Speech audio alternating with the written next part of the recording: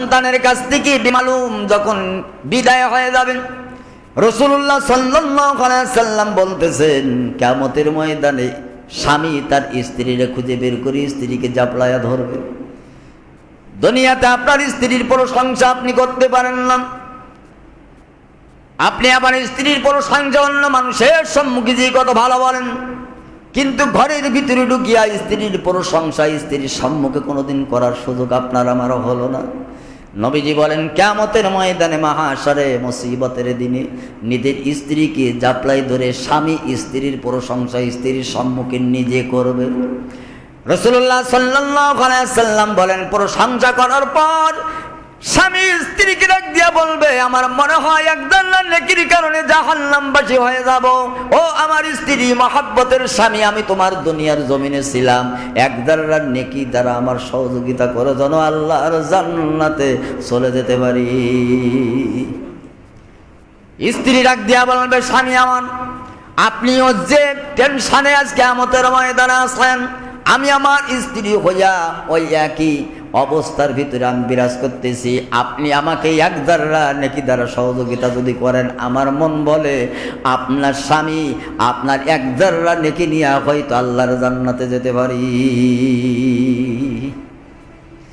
এই জন্য আল্লাহ পাক দুনিয়ার মানুষ কিয়ামতের ময়দানে ভাই ভাইয়ের আপন হবে না, পিতা সন্তানের আপন হবে না, সন্তান পিতার আপন হবে না, স্ত্রী স্বামীর আপন হবে না, স্বামী স্ত্রীর আপন হবে না, পাড়া প্রতিবেশী আত্মীয় স্বজন বন্ধু বান্ধব যা আছে কেউ কারোর আপন হবে না।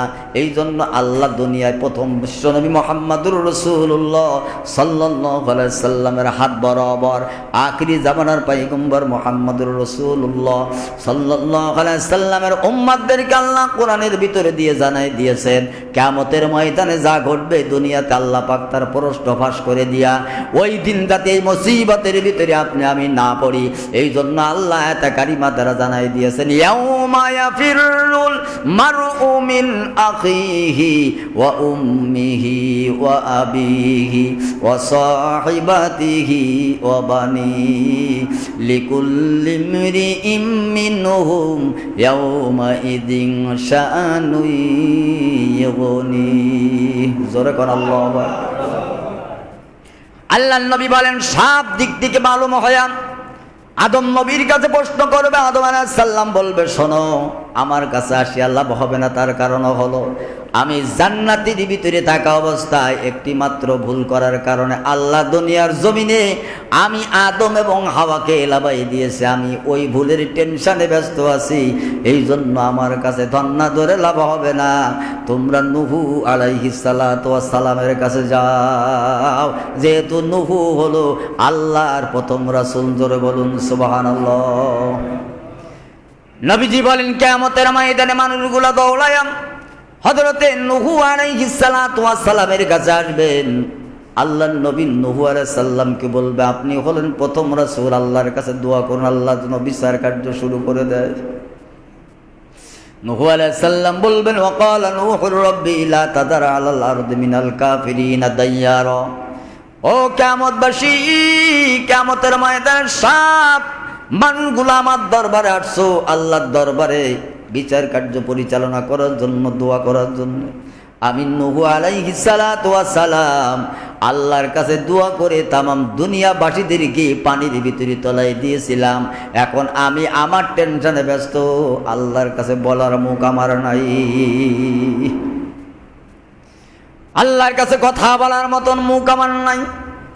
সমস্ত মানুষগুলো বলবে, তাহলে একটা রাস্তা বাতায়া দেন। হযরত নূহু আলাইহিস সালাতু ওয়াস সালাম বলবে, তোমরা ইব্রাহিম আলাইহিস সালাতু ওয়াস সালামের কাছে যাও, যেহেতু ইব্রাহিমকে আল্লাহ পাক খলিলুল্লাহ আল্লাহর বন্ধু বানিয়েছে। আল্লাহর বন্ধু খলিলুল্লাহ ইব্রাহিমের কাছে যাও, সেখানে গেলে হয়তো তোমরা রাস্তা খুঁজে পাবে। বিশ্বনবী মুহাম্মদ রাসূলুল্লাহ সাল্লাল্লাহু আলাইহি সাল্লাম বলেন, সব মানুষগুলো ইব্রাহিম আলাইহিস সালাতু ওয়াস সালামের কাছে আসবেন, ডাক দিয়া বলবে, আপনি হলেন আল্লাহর বন্ধু, আল্লাহ আপনাকে জাতির পিতা উপাধি দিয়েছেন, খলিলুল্লাহ আল্লাহর বন্ধু বানিয়েছেন। এই কিয়ামতের ময়দানের আযাব থেকে আল্লাহর কাছে দোয়া করুন, আল্লাহ যেন বিচার কার্যটা খুব তাড়াতাড়ি শুরু করে দেন। হযরত ইব্রাহিম আলাইহিস সালাতু ওয়াস সালাম বলবে, ও কিয়ামতের ময়দানের সকল মানুষ, আল্লাহ আমাকে জাতির পিতা উপাধি দিয়েছেন, খলিলুল্লাহ উপাধি দিয়েছেন, এটা ঠিক। আল্লাহর বন্ধু আমি, জাতির পিতা ইব্রাহিম। কিন্তু আমার জীবনে আমি 3টা মিথ্যা কথা বলেছি। এই মিথ্যা বলার কারণে আল্লাহ আমার পরে রাজি হবে না, খুশি হবে, এই টেনশনে আমি ব্যস্ত আছি। আমার দ্বারা আল্লাহর দরবারে বলা সম্ভব নয়। কথা বুঝতেছেন তো? ইব্রাহিম আলাইহিস সালাতু ওয়াস সালাম বলবেন, তাহলে আমরা কার কাছে যেতে পারি? বলবে, তোমরা মূসা আলাইহিস সালাতু ওয়াস সালামের কাছে যাও। আল্লাহ রব্বুল আলামিন তুর পর্বতে মূসা নবীর সঙ্গে বিনা কানেকশনে কথা বলেছেন। ওয়া কাল্লামাল্লাহু মূসা তাকলিমা। দুনিয়ায় একজন মানুষের সঙ্গে আল্লাহ তাআলা বিনা মাধ্যম ছাড়া কথা বলেছেন, তিনি হলেন মূসা আলাইহিস সালাতু ওয়াস সালাম। তোমরা মূসা নবীর কাছে যাও। আল্লাহর নবী বলেন, সব মানুষগুলা মূসা আলাইহিস সালাতু ওয়াস সালামের কাছে হাজির হয়ে যাবে। হযরতে মূসা আলাইহিস সালাতু ওয়াস সালাম বলবে, আমার কাছে আসিয়া লাভ হবে না। তার কারণ আমি নিজ ইচ্ছা ব্যতীত ভুল করমে একজন মানুষকে একটা থাপ্পড় মারিছিলাম, তাকে শুধরানোর জন্য কিন্তু মারা গিয়েছিল। আমার হাতে একজন মানুষ দুনিয়াতে মারা গিয়েছে, আমি এই টেনশনে ব্যস্ত আছি। আল্লাহ আমার বিচারে কি ফয়সালা নিবেন তা আমি জানি না। বললো, একটা রাস্তা দেখাও। সবাই বলবে, তোমরা আখিরি জামানার পয়গম্বর মুহাম্মদুর রাসূলুল্লাহ সাল্লাল্লাহু আলাইহি সাল্লামের আগে একজন নবী দুনিয়াতে আল্লাহ পাঠিয়েছিলেন। বাপ ছাড়া মায়ের গর্ভ থেকে দুনিয়াতে আল্লাহ পাক এনে তাকে আল্লাহ পয়গম্বরী দিয়েছেন শিশুবেলায়। তোমরা সেই ঈসা রুহুল্লাহর কাছে চলে যাও, উনি হয়তো আল্লাহর দরবারে দোয়া করে বিচারের ফয়সালা করে দিতে পারে। সমস্ত মানুষগুলা কিয়ামতের ময়দানে দৌড়ায় হযরত ঈসা আলাইহিস সালাতু ওয়াস সালামের কাছে আসবেন। হযরত ঈসা আলাইহিস সালাতু ওয়াস সালামের কাছে এসে যখন আরজি জানাবে, নবী ঈসা আলাইহিস সালাতু ওয়াস সালাম বলবে, আমার কাছে বলিয়া লাভ হবে না, আমি একটা টেনশনের ভিতরে আছি, আমি একটা চিন্তার ভিতরে আছি। আমার কওমের লোকেরা আমাকে আল্লাহর সন্তান সাব্যস্ত করেছেন, আমার মাকে আল্লাহর স্ত্রী বানিয়েছে। এই জন্য আমি তো তাদের বলি নাই, তারা আমাকে এইরকম আল্লাহর সম্মুখদার আল্লাহর পুত্র বানিয়েছে, আমার মাকে আল্লাহর স্ত্রী বানিয়েছে। এই জন্য আমার বিষয় আল্লাহর ফয়সালা কি হবে, এই জন্য আমি বড় টেনশনে আছি। আমি আল্লাহর দরবারে তোমাদের জন্য বিচারের কথা বলতে পারবো না। সমস্ত মানুষগুলা নিরাশ হয়ে যখন ফিরে আসবে, তখন ঈসা রুহুল্লাহ বলবে, শোনো, একটা প্যাকেটের ভিতরে ভালো মিষ্টি দিয়াম, ওই প্যাকেটটা সিল করে দিয়ে যখন দেওয়া হয়, কোনো বাড়িতে পাঠিয়ে দেওয়া হয়, ওই প্যাকেটের মুখগুলো কি কেউ কোনোদিন ওই মিষ্টি বের করে খেতে পারে নাকি? বললো না। তাহলে তোমাদের একটা কথা বলে দেন, আল্লাহ রাব্বুল আলামিন নবুয়তের সিল মোহর মেরে দিয়াম একজন পয়গম্বরকে আখরি জামানার পয়গম্বরকে পরে পাঠিয়েছিলেন। তার বাবার নাম হলো আব্দুল্লাহ, মায়ের নাম হলো আমিনা। তিনি হলেন আখরি জামানার পয়গম্বর, আমিনার লাল, মদিনার দুলাল, উম্মতের কান্দারি মুহাম্মদুর রাসূলুল্লাহ। তোমরা তিনার কাছে যাও, তিনি হয়তো আল্লাহর সঙ্গে কথা বলে বিচারের কাজ শুরু করে দিতে পারে। সুবহানাল্লাহ বলেন। নবীজি বলেন, শোনো আমার উম্মতেরা, সমস্ত মানুষগুলো আদম আলাইহিস সালাম ফিরাইয়া দিবেন, শীষ পয়গম্বর ফিরাইয়া দিবে, নূহ আলাইহিস সালাম ফিরাইয়া দিবেন, মূসা আলাইহিস সালাতু ওয়াস সালাম ফিরাইয়া দিবে, জাতির পিতা ইব্রাহিম আলাইহিস সালাম ফিরাইয়া দিবে, ঈসা পয়গম্বর ফিরাইয়া দিবে। মানুষগুলো আমার কাছে যখন আসবে, আমি তাদের ফিরাই দেব না, আমি নিজেই বলবো, হ্যাঁ আমি আল্লাহর দরবারে আজকে হাত তুলে বিচার কার্য শুরু করার জন্য আবেদন জানাতে রাজি। আসো আমার দরবার থেকে ফিরিয়ে যেও না, আমি আল্লাহকে বলবো। সুবহানাল্লাহ বলবো। তার কারণ নবীজি বলেন, শোনো আমার উম্মতেরা, 1,24,000 মতান্তরে 2,24,000 পয়গম্বর দুনিয়াতে আল্লাহ পাক যা পাঠিয়েছেন, প্রত্যেক পয়গম্বরকে আল্লাহ পাক একটা করে খাস দোয়া দিয়েছিলেন কবুল করার জন্য। সুবহানাল্লাহ কয় না? নবীজি বলেন, সমস্ত পয়গম্বরেরা তাদের দোয়াটা দুনিয়ার জমিনে করে নিয়েছে, আল্লাহ কবুল করে নিয়েছে। কিন্তু আমাকে যে দোয়াটা আল্লাহ পাক দিয়েছিলেন আমি ওটা রিজার্ভ ব্যাংকে রিজার্ভ করে রেখেছি। তাহলে শোনো, ওই দোয়াটা কাজে লাগাবো কিয়ামতের ময়দানে আল্লাহ দরবারে করে তোমাদের সুপারিশের জন্যে। নবীজি বলেন সব নবীর দোয়া একটা করে খাস দোয়া আল্লাহ দিয়েছিল, সব দুনিয়াতে আল্লাহ কবুল করে নিয়েছে। প্রত্যেক নবী তার দোয়াটা দুনিয়ার থেকে কবুল করে নিয়েছে। আর আমার যে দোয়াটা আল্লাহ দিয়েছেন আমি আমার দোয়াটা রিজার্ভ করে রেখেছি, কিয়ামতের ময়দানে মাহশরে মুসিবতের দিনে আল্লাহর দরবারে ওই দোয়া করব আমার উম্মতদেরকে সুপারিশ করে জান্নাতে নেবার জন্য। কি নবী আমরা পেয়েছি, সুবহানাল্লাহ কয় না? এমন নবী আর কেউ পাবে নাকি? এত মায়ার নবী আমরা পেলাম, তবুও নবীর আদর্শ নাই। নামাজ নাই, রোজা নাই, হজ না, যাকাত নাই। নবীজি সাল্লাল্লাহু আলাইহি সাল্লামের আদর্শ ছাড়া কি জান্নাতে যাওয়া যাবে? যাবে না। নবীজি সাল্লাল্লাহু আলাইহি ওয়াসাল্লাম বলেন কিয়ামতের ময়দানে মাহশরে মুসিবতের দিনে আল্লাহর নবী সাল্লাল্লাহু আলাইহি সাল্লাম বলেন আমি আল্লাহ রব্বুল আলামিনের দরবারে আরশে আজিমের নিচে সিজদায় পড়ে কাঁদতে থাকবো। সুবহানাল্লাহ বলেন।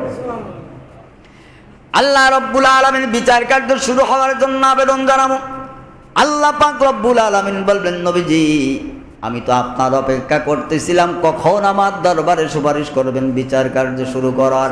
আপনি যদি আরো দেরি করতেন তাহলে বিচার শুরু হতে আরো দেরি হয়ে যেত।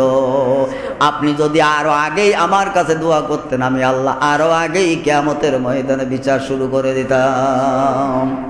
তার কারণ আলাইসাল্লাহু বিআহকামুল হাকিমিন, ওদিন বিচারক তো আমার আল্লাহ ছাড়া সুপ্রিম কোর্টের কোনো বিচারক আছে নাকি? হ্যাঁ, দুনিয়ার কোনো বিচারক থাকবে না, থাকবেন তো আবার আল্লাহ। আর একমাত্র সুপারিশের উকিল হিসেবে থাকবেন আখিরি জামানার পয়গম্বর আপনার আমার প্যারা নবী, মায়ার নবী, উম্মতের কান্ডারি মুহাম্মদুর রাসূলুল্লাহ। নবীজি হবেন উকিল আর আমার আল্লাহ হবেন বিচারক। বিচারকের কাঠগড়ায় উম্মত যখন গুনাহগারের খাতায় নামটা লেখাইয়া দেবেন, নবীজি পিছনে দাঁড়ায় আর সুপারিশের মাধ্যমে উকালতির জামার পোশাকটা গায়ে দিয়া নবীজি আমার সুপারিশ করে করে এক জাররা পরিমাণ ইমানদার ভিতরে থাকবে। নবী আমার বলে ওই উম্মত রেখে আমি নবী জান্নাতে কদম মারব না। নবীজির জবানের কথা, ও আবু বকর, উমর, উসমান গনি, আলী শোনো, আমার এক জাররা পরিমাণ ইমানদার উম্মত বাইরে থাকাকালীন, জাহান্নামে থাকাকালীন আমি নবীজি কদম মারব না জান্নাতে। সুবহানাল্লাহ বলবেন না? নবী সাল্লাল্লাহু আলাইহি সাল্লাম বলেন আল্লাহ রব্বুল আলামিন কিয়ামতের ময়দানে বিচার শুরু করে দিবে। মানুষগুলা লাইন দিয়ে আসতে থাকবে। সর্বপ্রথম আল্লাহ তাআলা আমার উম্মতদেরকে হাজির করবে। সর্বপ্রথম কিয়ামতের ময়দানে আমার উম্মতদের বিচার আল্লাহ শুরু করে দিবে। লাইন দেওয়া হবে, আখিরি জামানার নবীর উম্মতরা কোথায়? লাইনে দাঁড়িয়ে যাও, আমি বিচার শুরু করব। সুবহানাল্লাহ। নবীজি বলেন অন্য নবীদের উম্মতরা আমাদের কাতারের ভিতরে ঢুকে যাবে, ফেরেশতারা বেছে বেছে বের করে দিবে। কথা কয় না? দেখেন না মারামারি যখন দুনিয়াতে বাদে এক দলের লোক মারামারি বাদলি ও দলের লোক বাঁচার ধরে এই দলের লোকের ভিতরে ঢুকে পড়ে, ঠিক কিনা? কথা কন আছে না নাই? বাঁচার তাগিদে দুনিয়াতে মানুষ এই করে, কিয়ামতের ময়দানেও করবে। নবীজি বলেন ফেরেশতারা অন্য নবীদের উম্মতদেরকে আমার কাতার থেকে বের করে দিবে, আর আমার উম্মতদেরকে চেনা যাবে কপালে সিজদার চিহ্ন থেকে নূর বের হবে। সুবহানাল্লাহ। যে অঙ্গগুলো ওযু দিয়া নামাজের সময় ধৌত করেছে, প্রত্যেকটা ওযু যেখানে যেখানে ওযুর কারণে আমরা ধৌত করেছি প্রত্যেকটা জায়গা দিয়া নূর বের হবে। আমার উম্মতদেরকে অন্য অন্য নবীর উম্মতেরা চিনে ফেলবে। সমস্ত উম্মতরা যখন নবী, সিদ্দিক, শহীদগণ, আমি নবীরা নাইল দিয়ে বের হব, তখন অন্য অন্য নবীর উম্মতরা চিন্তা করবে এ কারা, এরা সব মনে হয় নবী। সুবহানাল্লাহ বলেন না? অন্য নবীর উম্মতেরা বলবে এরা সব মনে হয় নবী। নবীজি বলেন না, আমরা নবী আলাদা আছি, শহীদ, সিদ্দিক, সাহাবীরা আলাদা আছে। তোমাদের ওযুর কারণে তোমাদের কপাল দ্বারা হাত যে পর্যন্ত ধৌতেছ, হাতের অঙ্গ প্রত্যঙ্গ দ্বারা নূর চমকাতে থাকবে। এই জন্য আমার উম্মতদেরকে কিয়ামতের ময়দানে আমি নবী এই সমস্ত নূর দেখে দেখে আমার উম্মতগুলোকে আমি নবী চিনি দেব। সুবহানাল্লাহ। আমার ভাইরা আসুন, সেই কিয়ামতের ভয়াল মুসিবত থেকে যদি বাঁচতে চাই, কোরআন এবং রাসূলের আদর্শ ছাড়া বাঁচার কোনো উপায় নাই। কথা কর না কে আছে? আমি সামান্য একটা কথা বলতে চেয়েছিলাম, জান্নাতের ভিতরে মানুষদেরকে ঢুকাই দেওয়া হবে। নবীজি বলেন জান্নাতের গেটে নিবার সঙ্গে সঙ্গে আল্লাহ বলবেন এমনি এমনি তোমাদের কি জান্নাতের ভিতরে ঢুকানো হবে না, তোমাদের 10টা পুরস্কার দেওয়া হবে। সুবহানাল্লাহ বলবে না? আল্লাহর হাবিব বলেন আল্লাহ রব্বুল আলামিন জান্নাতের গেটের দারোয়ানকে বলবে আমার নবীর উম্মতেরা যারা জান্নাতের ভিতরে ঢুকবে তাদের 10টা আঙ্গুলে 10টা আংটি সর্বপ্রথম জান্নাতে ঢোকার সময় তাদের আঙ্গুলে পরিহিত করে দাও। কথা কয় না? কটা আংটি? ডান হাত টান দিয়ে দিবি, বাম হাত টান দিয়ে দিবি। নবীজি বলেন ডান হাতের শাহাদাত আঙ্গুলে প্রথম জাংটিটা পরানো হবে। আল্লাহ রব্বুল আলামিন সে কথাটা সূরা রাদের আয়াত নাম্বার 24 দ্বারা আল্লাহ জানায়া দেন সালামুন আলাইকুম বিমা সাবারতুম। জোরে কোন আল্লাহু আল্লাহ রব্বুল আলামিন ডান হাতের শাহাদাত আঙ্গুলে আল্লাহ পাক প্রথম আংটিটা ঢুকাই দিয়া বলবেন শোনো, দুনিয়াতে কোরআন মানতে যায়া, ইসলাম মানতে যায়া, আমার নবীর আদর্শ মানতে যায়া তোমরা দুনিয়াতে বড় জুলুমের শিকার হয়েছো, নির্যাতনের শিকার হয়েছো।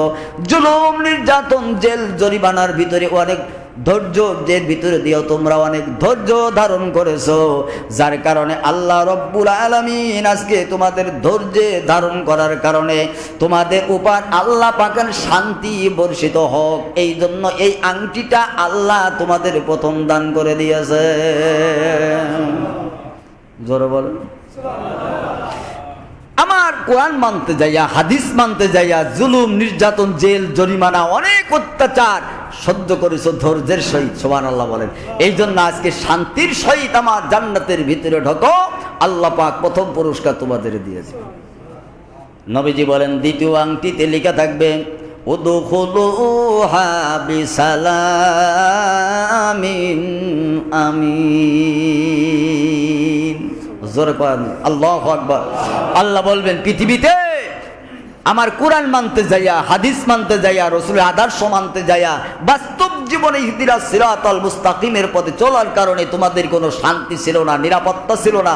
কখন রাত্রিবেলায় তোমাদেরকে বিনা কারণে পুলিশে, র্যাবে, সেনাবাহিনী, বিমান বাহিনী ধরিয়ে নিয়ে গেছে, বিনা কারণে অকারণে জেলখানার নির্যাতন ভোগ করেছো। বাড়ি আসছো আবার যে তুমি ওই জায়গায় ঢুকবা না, এমন কোনো নিরাপত্তা ছিল না, এমন কোনো শান্তি ছিল না।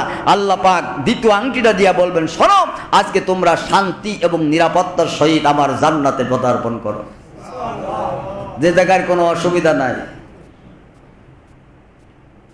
যে জায়গায় শান্তি ছাড়া কোনো অশান্তি নাই।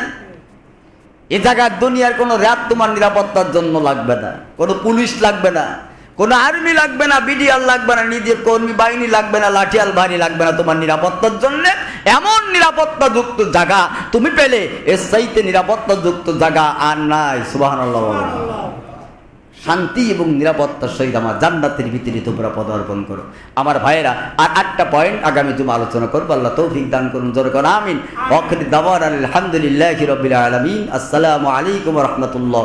যাদের কাবলাল জুমা বাকি আছে